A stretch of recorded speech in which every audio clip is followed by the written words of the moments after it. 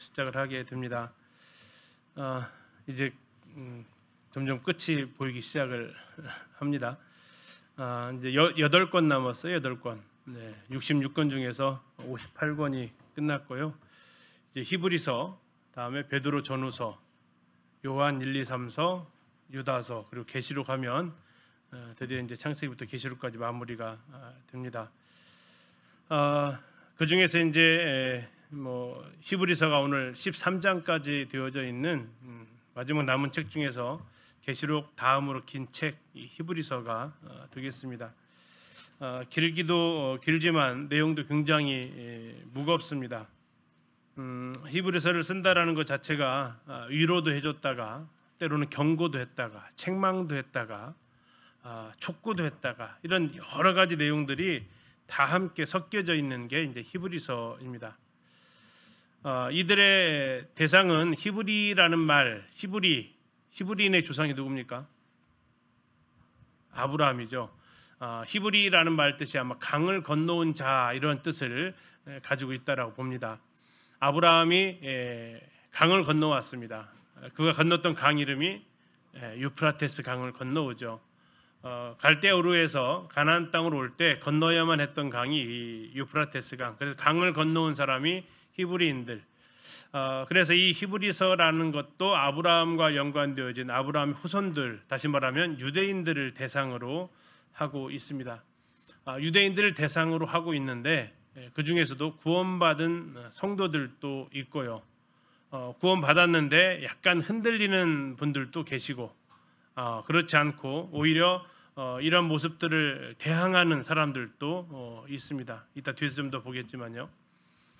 히브리서를 그래서 누가 썼을까 싶으면 이 유대인들을 아는 사람이 썼을 것으로 보여집니다. 구약에 대한 내용들을 아주 상세하게 알았던 그 사람이 썼던 거고요. 당시에 예수님 휴거 승천하시고 나서 한 30여 년 정도 지난 시기, 그 시기면 예수님께서 올라가실 때 곧 오시겠다라고 하셔서 그 곧이 언제입니까? 라고 이렇게 그들 가운데에서 질문이 던져졌던 시기, 또 이 기록되어진 시기가 로마 대화재 사건과 거의 맞닿아져 있습니다. 로마 대화재 사건으로 바울이 감옥에 갇혔다라고 말씀을 드렸죠. 그러니까 디모데후서보다는 앞에 쓰여졌을 책이기도 하고요.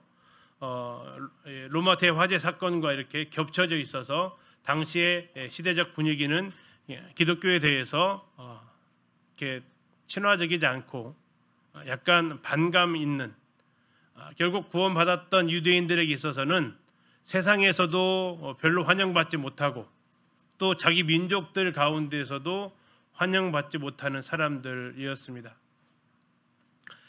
써 있는 걸 잠시 좀 보시면 화려한 성전, 그들이 예수님 믿기 전에 늘 다녔던 곳입니다. 뭔가 성스럽게 보이는 제사의식, 그들은 안식일날 또 월삭에 또 절기 때, 또 절기 아니더라도 그들이 하나님 앞에 소제로 또 화목제로 또 개인의 죄를 지어서 속죄제와 속건제로 제사를 드렸던, 늘 연기가 피어오르고 짐승을 제사를 드렸던 것들 보면 거룩한 옷을 입은 제사장과 레위인들이 봉사하고 있고, 또 거기에서 하나님 앞에 예배의 행위로 드려졌던 이 모습, 그들에게는 참 익숙한 장면이었습니다. 품위 있게 보이는 제사장들, 입은 옷 자체가 뭔가 있어 보이는 그런 옷들이죠. 자, 이 모든 것들을 버리고 이제 성도들은 예수님만을 선택을 했습니다. 초기에는 베드로와 요한이 성전에 올라가서 기도하러 올라가기도 했다라고도 나오고요. 또 초기에는 회당에서 그들이 교회와 유대인들 같이 모이기도 했었습니다. 그러나 이제 한 30여 년 정도 시간 지난 다음에는 어떻습니까? 이제 어느 정도 분리가 되어집니다. 유대인들하고 그리스도인들하고. 왜요? 유대인들은 여전히 안식일날 모이고 있었지만 교회는 어느 순간 안식 후 첫날 모이기 시작을 했고, 그래서 그들 가운데서 이제 함께 겹치는 공통점이 점점 약해져가는 그런 시기. 그래서 그들은 이제 성전에서 모이지를 못합니다. 어디서 모입니까? 가정집에서 모입니다.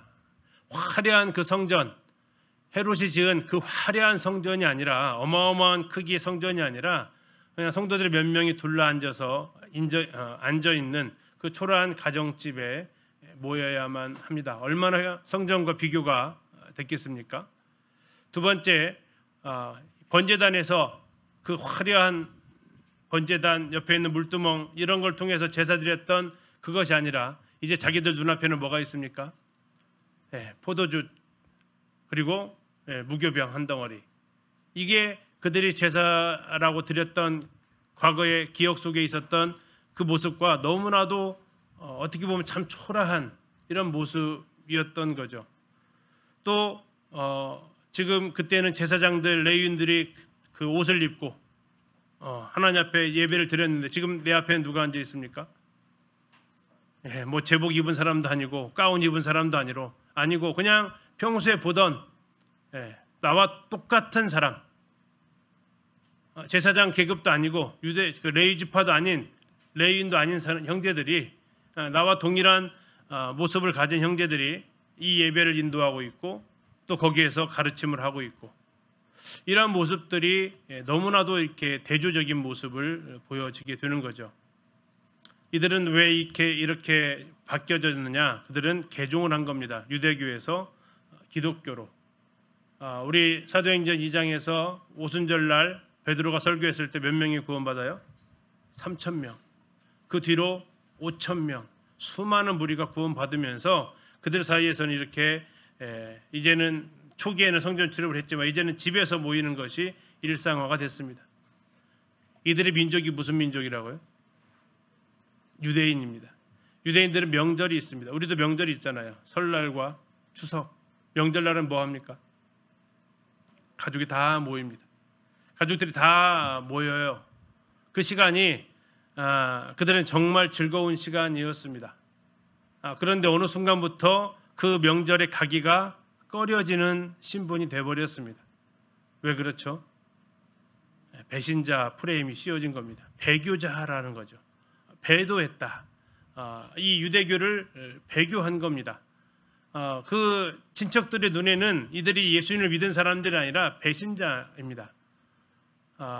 함께 할 수 없는 사람들입니다. 그들은 가족과 지인들의 핍박을 피해서 이제 교회로 나와야만 했습니다.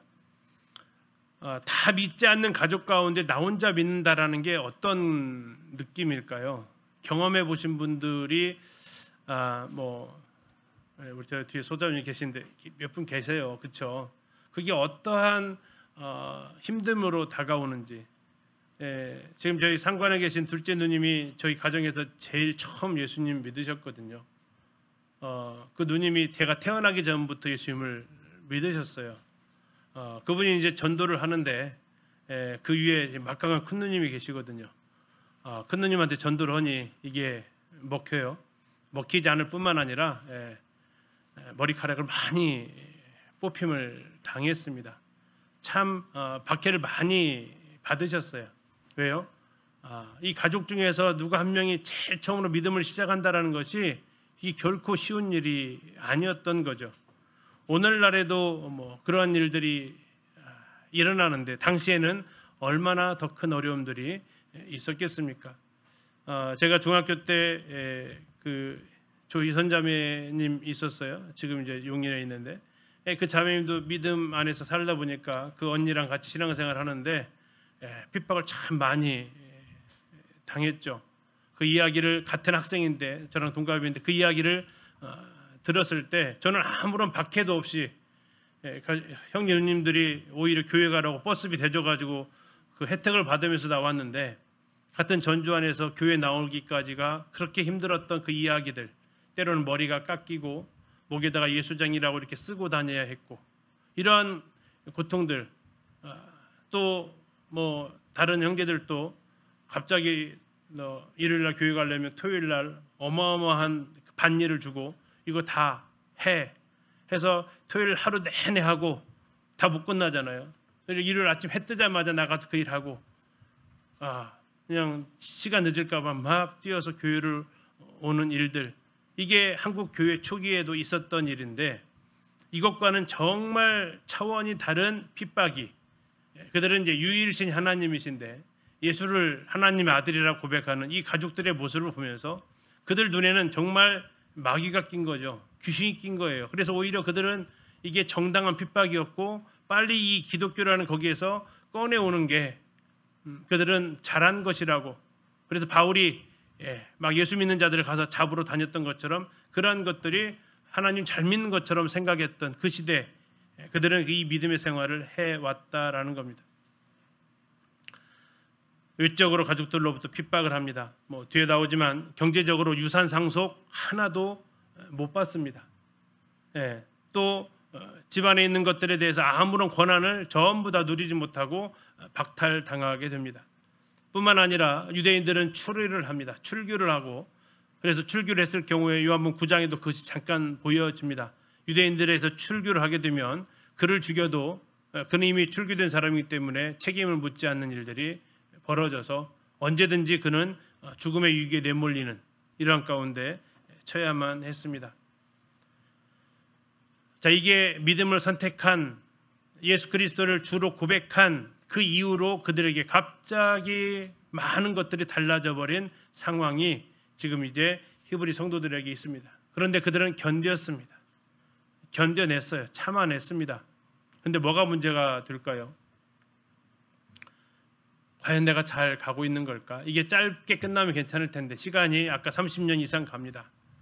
오시겠다고 하신 예수님은 오시지도 않습니다. 사도들은 하나씩 둘씩 죽어가기 시작합니다. 자, 그런 가운데서 그들 무엇보다 내가 믿고 있는 이 예수님이 정말 하나님 아들이 맞나? 그냥 자기들은 예수님 본 사람들이 있었거든요. 그냥 사람 아니었나? 그냥 목수의 아들 아니었나? 그가 정말 하나님의 아들인가? 그 신인가? 하는 부분들, 예수님을 믿고 가는 이 길 과연 잘 선택한 건가? 어쩌면 그 중에서 가장은 내가 선택을 잘못하면 내 아내와 내 가족, 내 자녀들의 앞으로의 그 살 길이 막막해지는 이 길을 선택을 한 건데 이 선택이 과연 잘한 걸까? 다시 유대교로 그냥 잘못했다고 그냥 어차피 하나님 믿는 거니까 그냥 예수님, 나 하나님 예수님 부인하는 게 아니라 나 옛날 믿었던 어쨌든 하나님 믿는 거니까, 어쨌든 그때 당시나 기독교인들이나 유대교인들 그때 다 성경을 봤으니까, 구약 성경 봤으니까 나 하나님 믿는다고 하면서 다시 돌아가는 것은 괜찮지 않을까 하는 그런 고민들.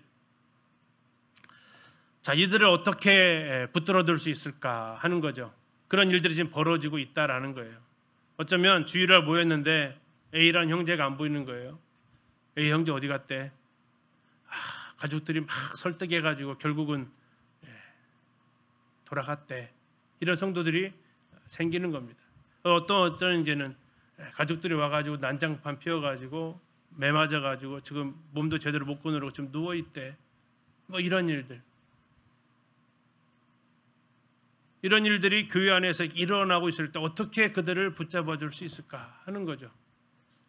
거기에 대한 유일한 해결책, 그것이 바로 히브리서가 말하고 있는 예수 그리스도, 그를 의지하고 너희가 가는 길이 맞다라고 얘기를 해주는 겁니다. 선택이 잘못되지 않았다라고, 우리가 지금 믿고 고백하는 그분이 유일한 구세주라고 이것을 확실하게 알려주는 것, 이것밖에는 다른 도리가 없었다라는 거죠. 그래서 그분이 히브리서 1장에서는 천사보다도 뛰어나신 분이다. 그 앞에는 선지자보다 뛰어나신 분 얘기합니다. 다음에 모세보다도 그분은 더 위대하시다라고 3장에서 얘기하고 있고, 5장으로 가면 지금 제사장들이 있지만 그분은 대제사장 아론보다도 더 뛰어나신 분이다라고 이렇게 증거를 대서 설명을 하고 있습니다. 그리고 더 좋은 언약, 짐승의 제사로 드려지는 피의 제사가 아니라 하나님의 아들 그리스도의 피로 세우신 그 언약은 영원한 언약이고,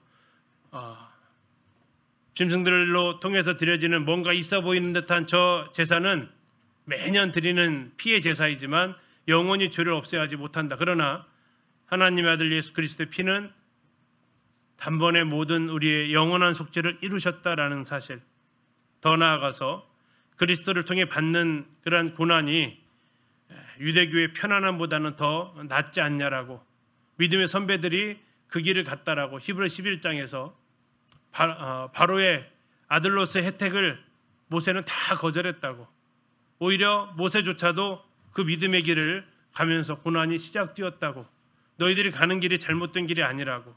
그래서 마지막으로 믿음의 주 온전케 하시는 이인 예수를 바라보면서 살자라고 이렇게 권하고 있는 책 히브리서입니다. 우리가 예수 믿는 걸로 인해서 핍박을 받아봤다면, 또 예수님, 내가 정말 믿는 예수님이 정말 하나님의 아들인가, 아니 내가 믿는 믿음이 옳은 믿음인가라고 고민해 봤다면 이 히브리서는 더 우리에게 피부로 체험적으로 다가올 말씀이기도 합니다. 히브리서의 기록자는 한마디로 모릅니다.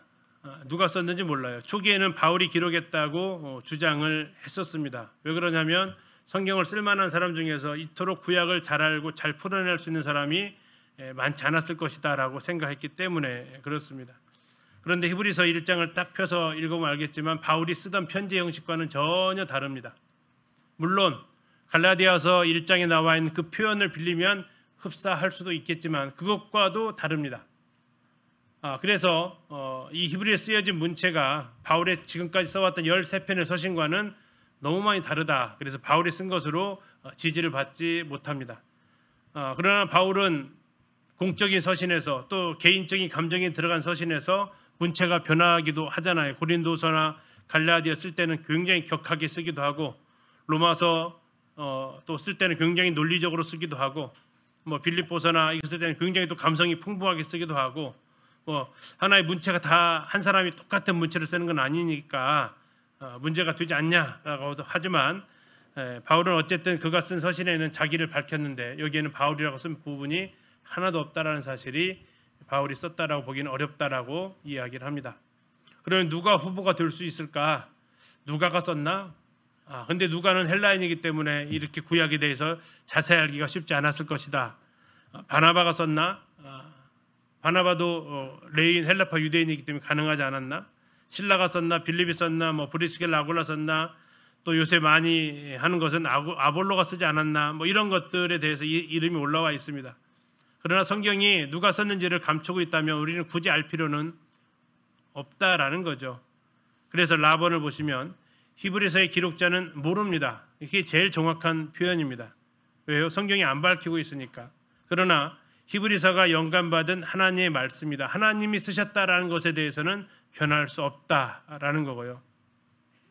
코니 베어앤하우스는 이렇게 얘기합니다. 히브리서만큼 기록자가 누구인지에 관한 논쟁이 많은 책도 없다. 그러나 영감에 있어서 히브리서만큼 확실한 책이 없다. 하나님이 사람을 통해서 성경을 기록하게 하셨는데 마치 손가락으로 달을 가리키면서 저기 한번 보세요 그러면 손가락 끝을 봐야 돼요? 손가락을 봐야 돼요? 손가락 끝이 향하고 있는 곳을 봐야 되는, 달을 봐야 되는데 우리는 자꾸 손가락 끝을 보면서 뭘 보라고 아무것도 안 보이는데 이러면 안 된다라는 거죠. 그래서 결국 히브리서를 통해서 우리가 알 수 있는 것은 하나님이 기록하셨다라는 거지 사람이 누가 썼는가는 그렇게 중요하지는 않은 문제다. 성경이 그것을 감추고 있기 때문에 그렇습니다. 이게 중요했다라면 하나님 감동으로 이것을 밝혔겠죠. 또 하나 생각해 볼 수 있는 것은 왜 밝히지 않았을까 했을 때 밝혔을 때는 그분에게도 어떤 신변의 위험성이 있을 만한 시대였을 수도 있지 않았겠나. 이때가 좀 아까 했던 대로 로마 대화제 박해와 겹쳐 있는 시기입니다. 그리고 이 서신을 쓴 장소가 어디로 보여지십니까? 13년 저 뒤에서 보게 되면 이런 표현들이 있어요. 13장 먼저 잠깐 가서 좀 보시면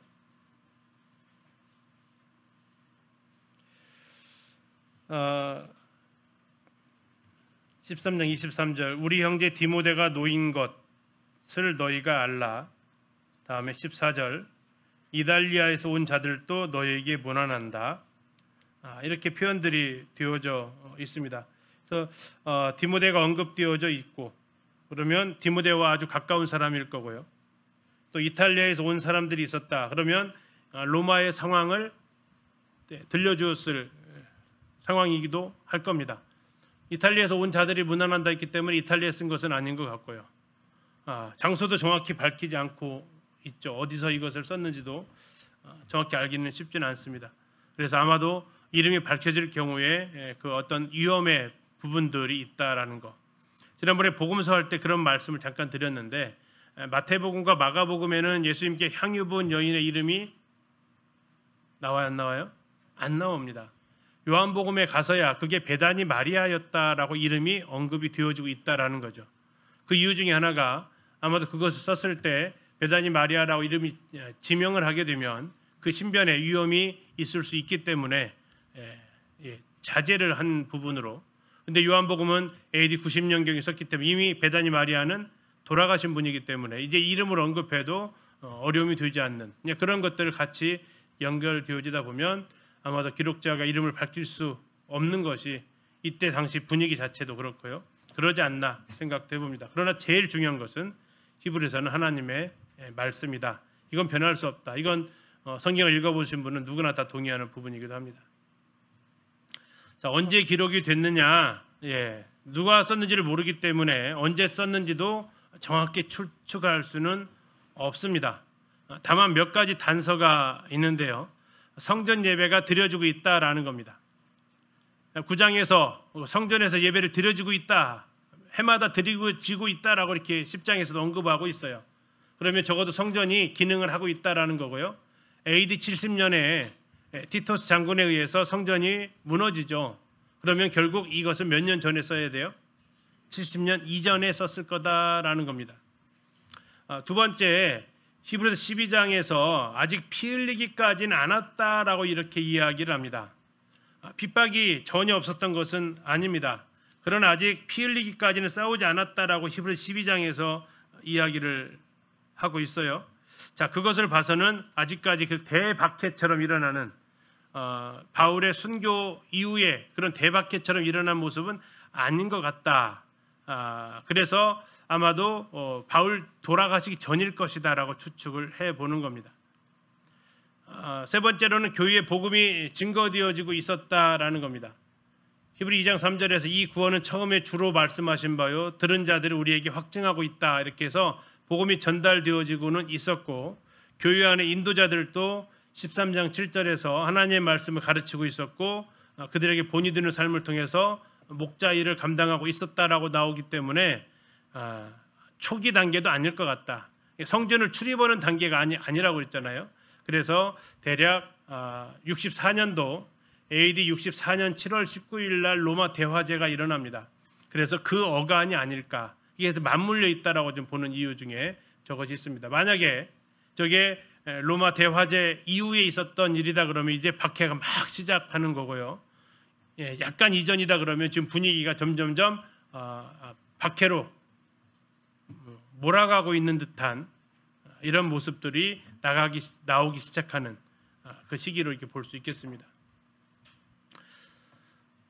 히브리서의 배경은 개종하는 것, 종교를 바꾸는 것을 개종이라고 하죠. 종교를 바꾸는 것에 대한 극한 갈등을 경험하게 되는데요.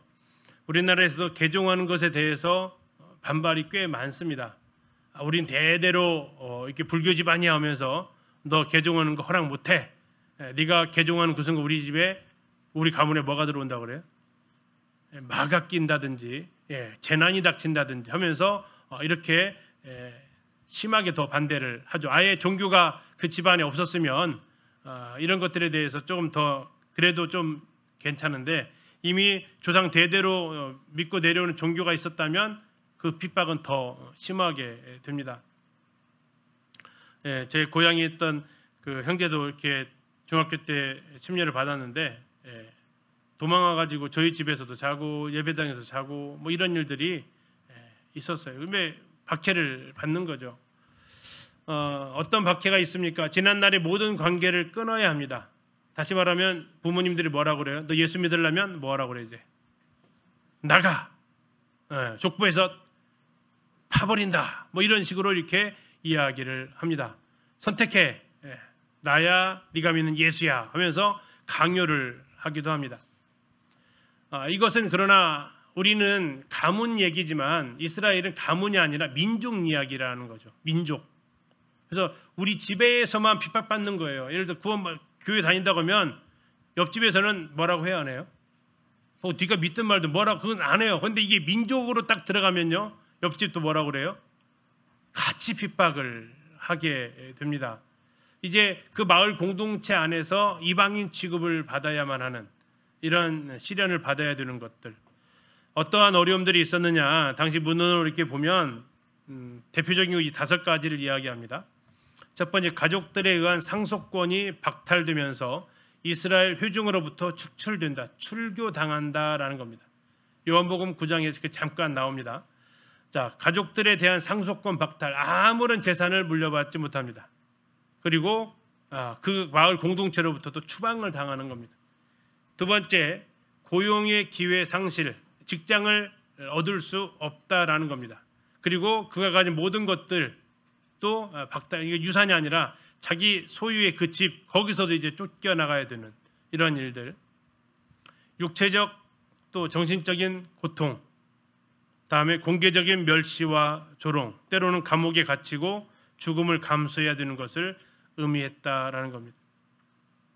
이 5가지 중에 한 가지만 나에게 닥쳐와도 우리는 어떨까요? 이 5가지가 세트로 오는 게 아니고 하나만, 예수 믿는 것 때문에 나한테 이게 하나만 불이익이 당한다 해도 우리 많이 힘들어질 겁니다. 그러나 당시 이 히브리서 대상이었던, 히브리서를 읽어야 했던 성도들은 이 5가지가 다 함께 몰려왔던 겁니다. 히브리서의 수신인들은 주 예수님을 오래전부터 약속된 자신의 메시아로 받아들인 유대인들입니다. 요즘으로 말하면 메시아닉 주 이렇게 얘기하죠. 지금도 그들은요, 자기를 그리스도인이다라고 이야기를 안 해요. 자기 유대인 정체성을요, 지금도 그들은 버리지 않아요. 그래서 그들이 개종원, 기독교를 예수 믿는다고 했던 그 사람들한테 당신 크리스천이냐 그러면 아니, 나는 메시아닉 주야, 이렇게 이야기를 합니다. 그 정도로 유대인이라는 이것에 대해서는 그들 강한 선민 사상이 있어서 이거 잘 못 버린대요. 그들은 예수님을 믿었다는 이유로 핍박과 재산의 몰수를 당하기도 합니다. 감옥에 갇히거나 피 흘리기 직전까지 가는 순환을 당하기도 했었습니다. 그 히브리 12장 4절 말씀에 아까 말씀드렸던 너희가 죄와 싸우되 아직 피 흘리기까지는 대항하지 않았다라고, 아직 순교가 본격적으로 진행된 것은 아니다라고 이야기를 하는 거죠. 10장 32절 34절은 그러면 어디까지 한 거냐, 당시 성도들이 당했던 고난을 이렇게 히브리 10장 32절 34절에서 이야기를 합니다. 잠시 한번 찾아서 한번 보실까요? 당시에 예수 믿어서 무슨 일을 당했냐 하는 것이 10장에서는 있습니다. 이게 피 흘리기까지는 아닙니다. 아주 죽기까지는 아닌데 그럼 괜찮았냐, 이게 나한테 일어난다면 어떨까 하는 그 심정을 한번 보시면 좋겠습니다. 히브리서 10장 32절 34절은 당시에 히브리서를 읽었던 성도들이 당했던 고통입니다. 32절 한번 같이 먼저 읽어보실까요? 시작. 전날에 너희가 빛을 받은 후에 고난의 큰 싸움을 견뎌낸 것을 생각하라. 자, 빛을 받은 후가 뭐예요? 구원받은 후예요. 구원받은 후에 무슨 일이 있었다고요? 고난의 큰 싸움이 있었다고요. 그리고 거기에 대해서 어떻게 승리했어요? 패배했어요? 견뎌냈다가 하니까 승리한 거예요. 자, 그럼 뭐 했냐? 33절입니다. 첫 번째 뭡니까? 비방과 환난으로서 사람에게 구경거리가 되었다. 혹은 이런 형편에 있는 자들과 사귀는 자가 되었다.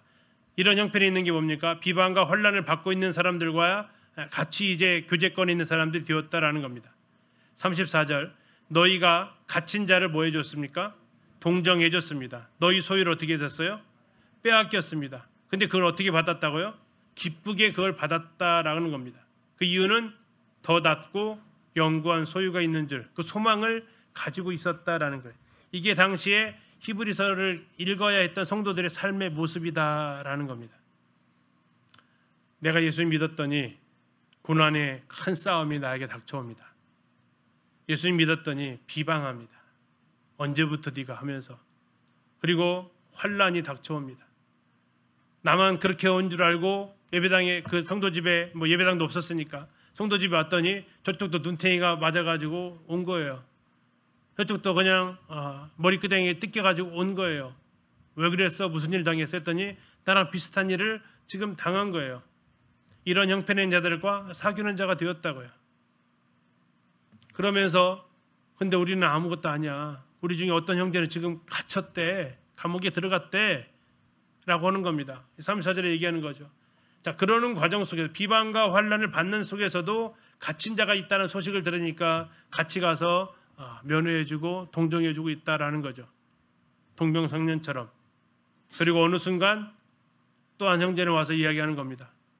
우리 집에 와서 싹 가져가 버렸어. 소유를 다 빼앗아 갔다라는 겁니다. 그런데 어떻게 해요? 웃더라는 거죠. 지난번에 라오스 한 형제의 사진이 한번 올라왔었죠. 집에 와가지고 공산당에 와서 싹 털어간 거죠.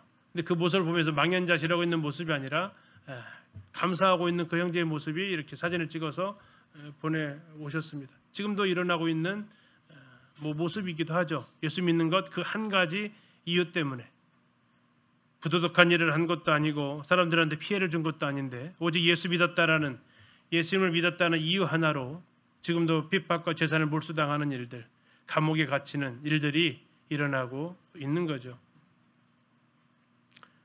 들어서 아시겠지만 라오스 그래서 그 일꾼들이 감옥에 갇힌 것에 대해서 부끄러워하거나 또 두려워하거나 하지 않는다는 이야기를 또 듣기도 합니다.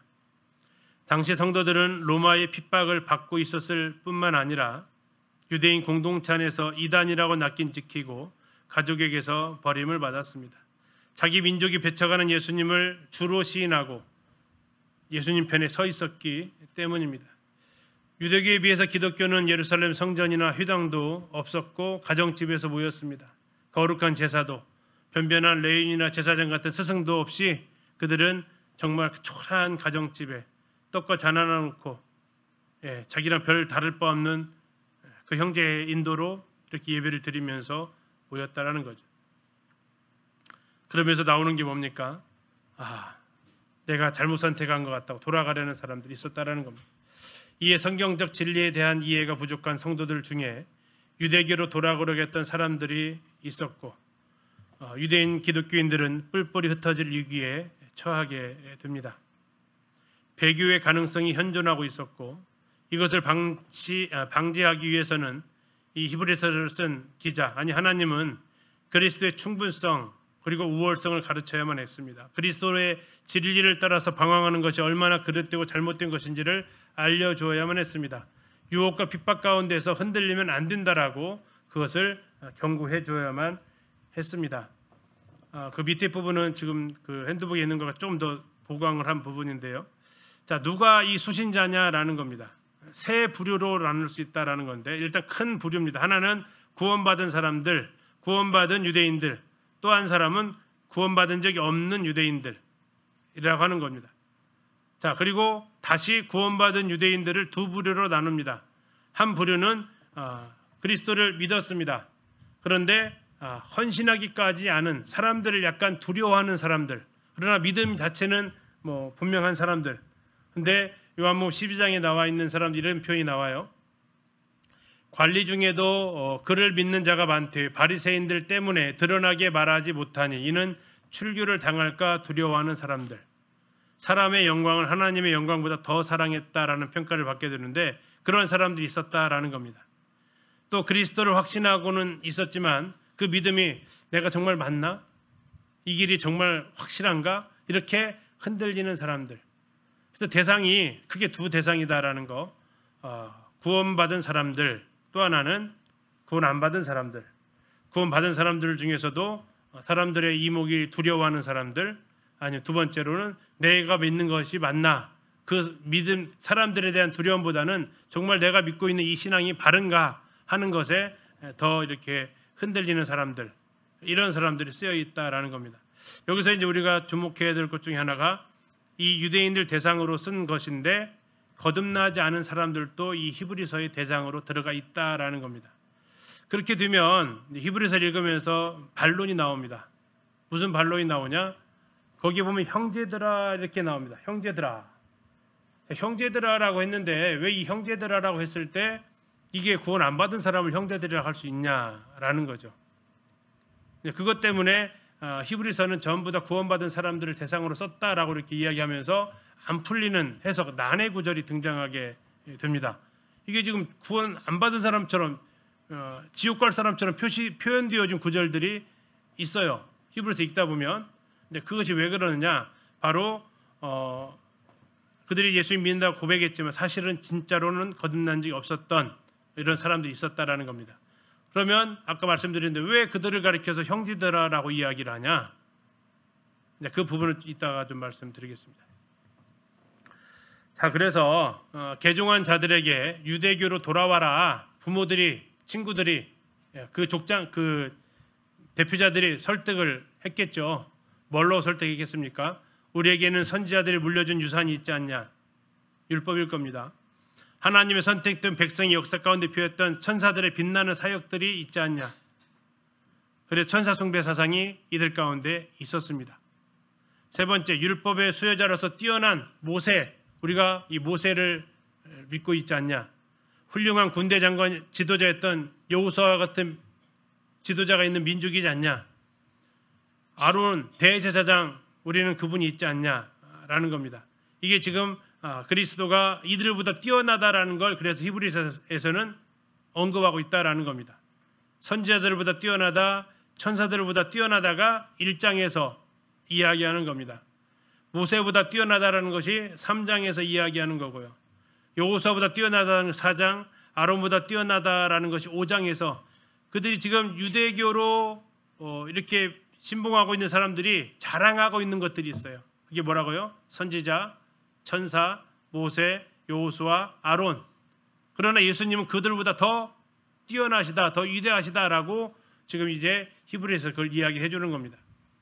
여섯 번째, 하나님께서 자기 백성 가운데 거할 처소로 선택하신 지극한 성전이 있지 않냐. 그리고 지성소가 우리가 거기가 있지 않냐라는 거죠. 이건 나중에 이제 8장, 9장에서 진짜 지성소가 뭔지를 이야기해 줍니다. 모세를 통해 허락하신 율법의 언약이 있지 않냐. 그렇지 않다라고 얘기합니다. 예수 그리스도의 피의 언약이 더 위대하다고 이야기합니다. 하나님이 지시하신 대로 만들어진 성소 안의 기구들과 영광 휘장이 있지 않냐라고 얘기합니다. 그러나 예수께서 죽으심으로 지성소의 휘장이 찢어져서 이제 우리는 그 안으로 들어갈 수 있는 그 모형이 아니라 그분을 만날 수 있는 것. 성소 안에서의 봉사, 특히 대속죄일 아래 기념의식이 있지 않냐. 히브리 10장에서 매일 서서 섬기는 그 제사 죄를 없이 하지 못한다. 그러나 예수 그리스도를 통해서 이루어진 그 대속죄는 히브리 10장 17절에 뭐라고 얘기하십니까? 저희 죄와 저희 불법을 다시는 기억하지 않는다라는 거. 예수님께서 온전한 속죄를 이루셨기 때문에 이 1번에서 9번까지 나와 있는 내용들이 당시에 유대인들이 개종한 기독교인들을 향해서 봐라 우리가 더 뛰어나지 않냐라고 지금 보여줬던 것들이에요. 그런데 히브리서가 여기에 대한 답변을 지금 하고 있다라는 겁니다. 10장까지가 그 내용들입니다. 자, 그러면서 이렇게 얘기하는 거죠. 너희 그리스도인들에게는 무엇이 있는가? 너희는 자랑할 만한 것들이 무엇이 있는가? 초라한 다락방에 겨우 식탁 하나, 그리고 떡과 포도주가 전부라니 이것들이 너희들을 위해서 남겨진 전부냐? 우리가 가진 것과 비교해 볼 때 얼마나 초라하기 짝이 없냐라고 하면서 그들에게 이렇게 회유를 하는 거죠. 그러면 여기에 회유를 했을 때 넘어가는 사람이 있었다라는 겁니다. 맞아, 그래 이랬던 사람들. 근데 그들에게 뭐라고 한다고요? 1번부터 9번까지 아니다, 그렇지 않다라고 히브리서를 통해서 가르쳐주고자 했다라는 겁니다. 결국 히브리서의 주제는 유대인들의 잘못 뛰어가는 앞에서 나와 있었던 천사 숭배 사상, 그렇지 않다, 예수님이 천사보다 더 뛰어나시다. 구약의 제사제도 다시 돌아가려고 했지만 그렇지 않다, 예수님의 제사가 훨씬 더 영원하다라는 거죠. 염소와 송아지 피로 하지 않냐고 오직 자기 피로 영원한 속죄를 드린 게 이게 구약의 제사제도와 다른 예수님의 제사였죠. 더 나아가서 잘 믿는 성도들을 더욱 진리로 이렇게 무장하도록 권장해 주는 거. 그래서 말씀에 굳게 서 있어야 된다. 다음에 소망을 가지고 살아가야 된다. 우리는 들어갈 안식의 소망이 있다. 그러면서 적이 쳐들어올 때는 뿔뿔이 각계 전투가 아니라 모여서 서로 격려해야 된다라고 이렇게 권면합니다. 또 주님과 성도를 섬긴 거 하나님은 다 기억하고 갚아주신다. 아까 있잖아요. 서로가 이렇게 어려운 가운데서 위로해 주는 거. 다음에 주님의 재림이 반드시 있다. 한 30여 년 정도 지나면서 그분이 안 오시니까 소망이 흔들리는데 그렇지 않다라고. 뒤로 물러가면 하나님이 기뻐하지 않는다라고 얘기하시죠. 오시리가 오신다라고 선언하고 있습니다. 믿음으로 살다가 많은 신앙의 선배들을 통해서 보여줍니다. 약속으로 받은 것들을 바라보았다. 본향을 그리워했다. 또 백성들과 함께 받는 고난을 죄악을 나게 누리는 것보다 더 즐거워했다. 그리고 더 나아가서 지금 너희들 힘들지 하면서 히브리서 11장 저 끝에는 구약에 하나님을 믿다가 살아갔던 선지자들 중에서 이사야는 어떻게 죽어요? 톱에 켜서 죽습니다. 그런 사건들을 쭉 열거를 해줘요. 그걸 통해 뭐를 보여줘요? 네가 잘못 가고 있어서 지금 핍박받는 게 아니고 구약의 많은 믿음의 선배들이 그렇게 핍박의 길을 갔다라는 겁니다. 그러니까 흔들리지 말라고. 그래서 한마디로 뭐라고 얘기합니까? 그들은 세상이 감당을 못해요. 세상을 감당을 못해요. 그래요. 세상이 감당 못했다라는 거예요. 지금 너희들은 지금 이 세상을 이 핍박으로 다가오는 세상을 감당하지 못할 것처럼 바라보는데 그러지 마라. 너희 선배들은 세상이 감당하지 못했던 사람들이다. 토굴에 살았다. 불일 속에 살았다. 편안한 집, 좋은 집에 살지 않았다. 믿음의 선배들이 갔던 길. 계속해서 지금 권면하고 있는 거죠. 그래서 영원한 내세의 소망을 두고 살아가라고 권면하고 있습니다. 기독교를 개종한 유대인 성도들에게 그리스도의 우월성에 대해서 정확하게 알려줍니다. 이게 1장부터 10장까지의 내용이 거기에 대한 답변들입니다. 아까 보셨던 그 9가지 주장하고 있었던 유대교 사람들에 대한 주장에 대해서 그렇지 않다. 요형적으로는 초라해 보이지 몰라도 전혀 그렇지 않다라고 이야기합니다. 더 나아가서 마본도 좀 두가운 부분입니다. 히브리서에서는 첫째 것은 폐하여졌고 둘째 것은 세우셨다라고 히브리서 10장 9절에서 선포하고 있습니다. 자, 이 호주 형제님이신데 빌 포워드 그리스도 훈련원에서 히브리서를 가르치신 분인데요. 이 형제님은 이 히브리서 10장 9절이 히브리서의 핵심 구절이다라고 이렇게 말씀을 하십니다. 첫째 것은 폐하여졌다. 첫째 것이 뭡니까? 율법입니다. 둘째 것은 세우셨다. 이것은요 예수 그리스도의 언약입니다. 피로 세우신 언약.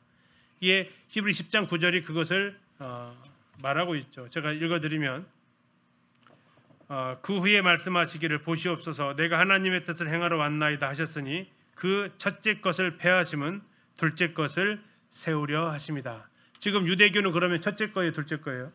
첫째 거다라는 거죠. 지금 너희들이 믿고 있는 그리스도는 둘째 거다라고 얘기를 하고 있어요. 그런데 성경이 그걸 이야기하고 있다라는 겁니다. 자, 아담에게 두 아들이 있었습니다. 가인과 아벨. 누가 첫째입니까? 가인. 그런데 첫째를 폐하셨습니다. 그리고 아벨의 제사를 받으셨어요. 아브라함에게 두 아들이 있었습니다. 누굽니까? 이스마엘과 이삭. 누가 형이에요? 이스마엘. 첫째 거 폐하셨고 둘째 이삭을 세우셨습니다. 자, 이삭에게도 쌍둥이 두 아들이 있었습니다. 에서와 야곱. 첫째가 에서 폐하셨고 둘째 야곱을 세우셨습니다. 요셉에게도 두 아들이 있었습니다. 에브라임과 므낫세. 누가 형이에요? 므낫세가 형입니다. 므낫세가 잊어버렸다라는 뜻을 가지고 있어서 형입니다. 그리고 에브라임이 동생인데 에브라임은 창성케 되는 장자의 명분을 이어가는 이 두 아들이 되는데 에브라임이 더 창성케 하는 자라고 이렇게 뜻을 가지고 있죠. 하나님 에브라임을 세우셨습니다. 나중에 야곱이 유언할 때 오른손을 누구 쪽으로 갔어요? 이렇게 어금 맡겨서 오른손을 에브라임 쪽으로 향하게 하고 있죠. 이스라엘에 초대 두 왕이 있었습니다. 첫째가 사울 왕, 둘째 왕이 다윗 왕입니다. 첫째가 폐하셨고 둘째를 세우셨다. 이게 성경에서 계속해서 말씀하고 있는 것이 아니냐 하면서 하나님은 첫째 것을 폐하셨다. 그리고 둘째 것을 세우셨다. 그래서 유대인들이 지금 이야기하고 있지만 그들은 폐하여진 거다. 예수 그리스도 오심으로 예수 그리스도 오셔서 이제 영원한 언약을 세우셨다라는 겁니다. 자, 히브리서의 특징은요. 편지 형식을 띄우고 있었지만 사실은 설교입니다. 신약 성경 중에서 믿는 자의 대제사장이신 그리스도에 관해서 충분히 논의를 하고 있는 유일한 책입니다. 히브리서 3장 1절에서 이렇게 이야기하고 있죠. 하늘의 부르심을 받은 거룩한 형제들아, 우리가 믿는 도리의 사도이시며 대제사장이신 예수를 깊이 생각하라. 예수님이 어떤 분인지를 깊이 생각하라라고 이야기합니다. 결국 깊이 생각하라 하면서 누구에 대해 썼다는 얘기입니까? 그러면 예수님에 대해 썼다라는 얘기예요. 자, 그래서 이제 나중에 이 히브리서를 제5의 복음서라고도 이야기를 하는데요. 이 서신은 유대교에 비해서 기독교의 우월성이 무엇인가? 아까 그들이 질문했다고 해서 너희들의 나음이 무엇인가? 이렇게 질문했다고 했을 때 이렇게 이야기한다라는 겁니다. 첫 번째, 두 가지 질문에 대한 답변을 합니다. 구약의 옛 언약이 있다면 신약의 언약, 또 구약의 짐승의 피의 제사가 있었다면 신약에서는 그리스도의 피, 이게 우월성이다라는 거죠. 이 모든 면에 있어서 예수 그리스도는 뛰어나시다. 다시 정리하면 1장에서는 선지자 천사보다 뛰어나시다. 3장에서 모세보다 뛰어나시다. 4장에서 여호수아보다 뛰어나시다. 5장에서 아론보다 뛰어나시다 라고 당시 그들이 존중했던 믿음의 선배들에 대해서 그리스도가 더 우월하시다. 모세하고는 아들이다. 모세는 종이다 라고까지 하면서 더 나아가서 제사제도 그분은 자신의 몸으로 제사를 드리셨다. 영원한 속죄를 이루셨다. 다시는 죄를 위해서 제사 드릴 것이 없게 하셨다라고 이야기를 하는 거죠. 앞에서 말씀드렸던 대로 그래서 히브리서는 제5복음서라고 불립니다. 사복음서는 이 땅에 사셨던 그리스도의 모습을 말하고 있었다면 히브리서는 온전한 제사를 드리시고 지금은 하나님 보좌 우편에 앉아 계신 그분의 모습을 말해주고 있습니다. 히브리서에서 많이 나오는 세 단어가 온전하다, 완전하다, 또는 영원하다, 더 좋다 이런 표현들이 많이 나오고 있습니다. 그 표현들 나올 때마다 표시를 해보시면 더 좋겠고요. 다시 말하면 완전하다라고 했으면 구약은 뭐하다는 얘기예요? 예수님이 영원하면요? 반복적이다라는 겁니다. 구약은 반복적이에요. 그러나 예수님은 영원한 속죄를 드리신 거고요. 자, 다음에 더 좋다고 하면요. 구약은요? 나쁜 건 아니에요. 좋은 거예요. 구약이 좋지만 신약이 이게 더 좋다라고 이야기를 하고 있다라는 거예요. 그래서 당시 유대인들의 그런 질문 앞에 참 자신 없었던 성도들한테 아니다. 우리가 더 완전하고 우리는 영원하고 우리는 더 좋다라고 성경을 통해서 증명을 해내고 있다라는 거죠. 히브리서에서는 최소한 구약에서 109절을 언급하고 있고요. 86개를 직접 인용하고 있을 정도입니다. 다시 말하면 구약을 잘 아는 유대인이 기록했다라는 거고 또 그것을 읽는 사람도 구약을 잘 아는 사람이었다라는 거고 특히 그것을 반박할 때도 구약을 통해서 반박하고 있는 거죠. 히브리서를 통해서 볼 수 있는 예수 그리스도, 그분은 누구신가 하는 겁니다. 그분은 하나님의 아들이십니다. 그분은 만왕의 왕이십니다. 그분은 하나님의 집을 맡은 모세는 종이었다면 그분은 하나님의 아들로서 충성하셨습니다. 그분은 영원한 대제사장입니다. 아론은 자손들한테 물려줘야 했던 제사장이라면 예수님은 물려줄 필요가 없는 대제사장이시고 그분은 우리를 위한 완전한 희생제물이 되셨습니다. 한 번의 속죄로, 단번의 속죄로 그분은 완전한 제사를 드리셨다라고 히브리 10장에 이야기하고 있죠. 예수님을 바라보는 자들을 그분은 온전케 하실 수 있습니다. 믿음의 온전케 하시는 예수, 우리가 예수를 그리스도를 바라볼 때 온전해질 수 있다고 얘기하십니다. 언제나 한결같습니다. 어제나 오늘이나 영원토록 동일하시다라고 말하고 있습니다.